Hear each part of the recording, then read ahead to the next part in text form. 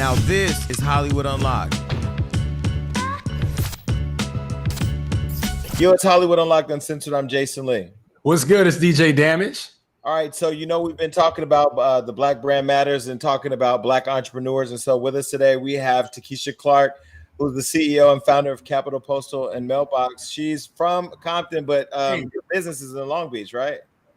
Right, correct. Now, you are CEO, you are a boss. Talk to us. When did you have it in your mind that you didn't want to work for anybody? At a very young age, when I was probably about 14, 15 years old, actually. Now, where did that come from? Is that something you've seen in your family? Did something happen? Well, yeah, I seen it in my family. My grandfather, he had businesses. My grandmother had businesses. And so that was just something that I kind of looked at as a young girl growing up. And I was like, and they was really doing it, they was really doing it. They had clubs and everything. So my grandfather had a limousine service. So yeah, of course, I was like, that's how I want to be. Now, what's interesting about your story, you did something I've never done, and a lot of people I don't think have done. You saved up 4 years of your tax refund, and you didn't spend any of it. You saved it up. I didn't spend any. I saved it up, yeah. So how old were you when you did this? And this is the money you used to start your business, right? Yeah, well, when I first started my Liberty Tax, I started off franchising with Liberty Tax. I had a Liberty Tax franchise at first. And then I did that for like 3 years, and then I branched off and went independent and started my own tax company called Good Faith Tax Services. And then a year later, I started my capital. So you saved the tax money to start the franchisable Liberty Tax business. Right. Learned how to do it through the franchise. And then once you learned the game, went and had your own business. Right. Started my own business. Correct. So I basically paid for the game to learn how to, go off and do it independently. But that's what I tell people all the time, that the game is like, you're supposed to get in, learn it, get out and own it, right? Like ownership should be something that we should all strive to be, but you didn't just own a tax company. You also went on to own a trucking company and a daycare and then now a post office. So like, how do you just diversify your portfolio like that? Is there stuff that you're passionate about or just areas where you see, we can have ownership? Well, yeah, I'm passionate about helping people. So anything they got to do with helping somebody or, coming up with some kind of solution to help, with any business, is really coming up with a solution to resolve whatever the problem is. So for me, anything that I can help, then yeah. And I can be passionate about and I can make money doing, is always an A+, Now, I feel like a lot of people have aspirations to start a business. For those young girls, young guys that's coming up that was 14 or, whatever, when you started your business, 17, when you started the daycare, what's some advice for them to get in the mindset of starting to own? Like, what's some of those first steps? Well, they got to be motivated. That's number one. They got to be willing to sacrifice. They got to be dedicated. And then they just got to believe in themselves. Like, you really got to believe in yourself and believe you can do it. And you can't be lazy or stagnated. You have to be serious about it. So, if they go for it, as long as they stay consistent, the sky's the limit. Wait, so you've been an entrepreneur for 17 years. You didn't start your business at 17, right?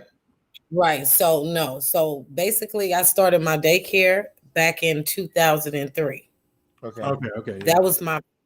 That was my first initial business that I started. And then from there, I started buying property and stuff like that at the age of 25. But at 17, you were a young mother to your first kid, right? And that sometimes young women feel overwhelmed and don't find the motivation to pursue their passions or their careers? What was it for you that allowed you to just keep going in spite of, all those statistics?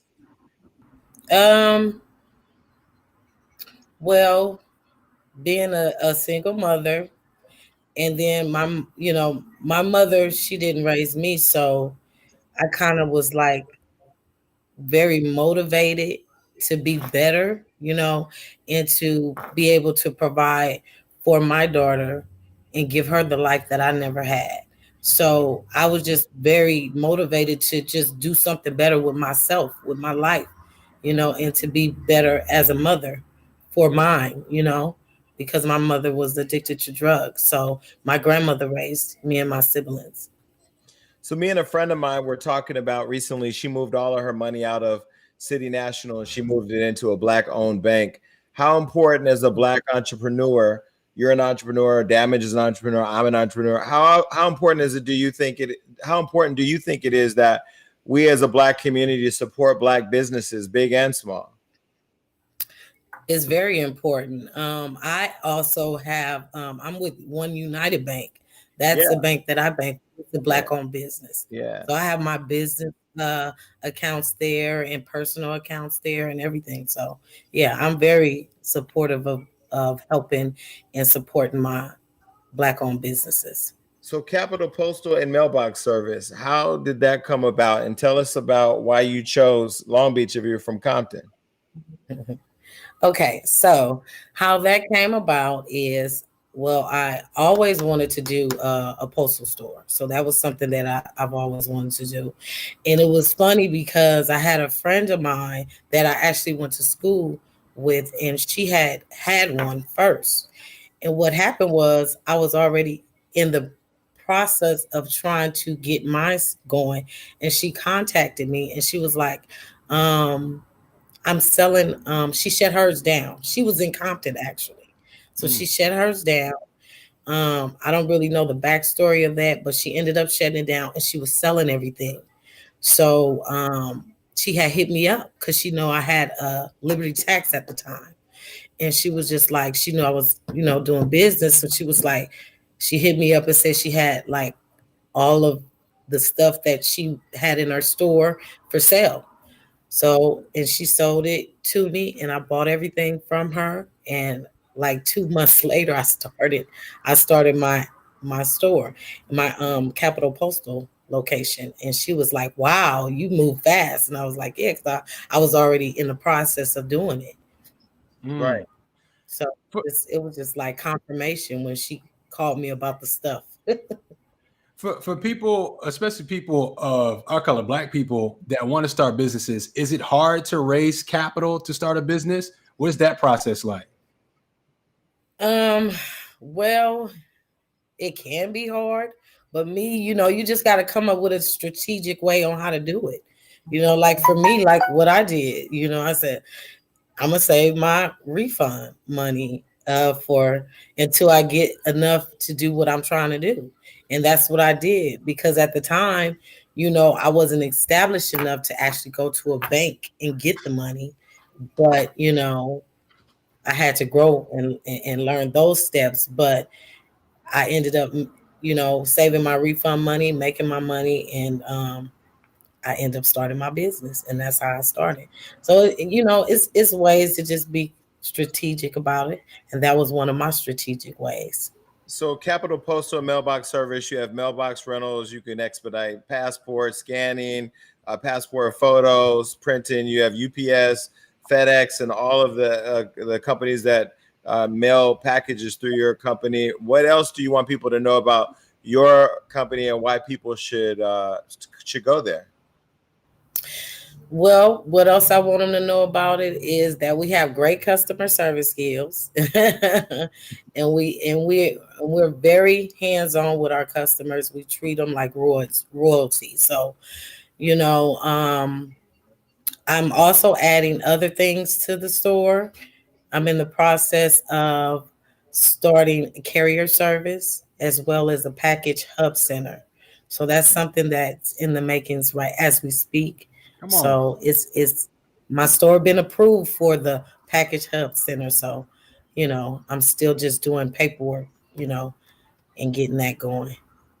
Well, nice. Congratulations. Well, thank you so much for coming here and sharing your business with us and doing business with Hollywood Unlocked. We want to be able to create a space for entrepreneurs of color all over the world to be able to highlight what they're doing, because you never know who's watching and who may feel like, yo, if she could do it, I could do it. So congratulations on everything. Well, yeah.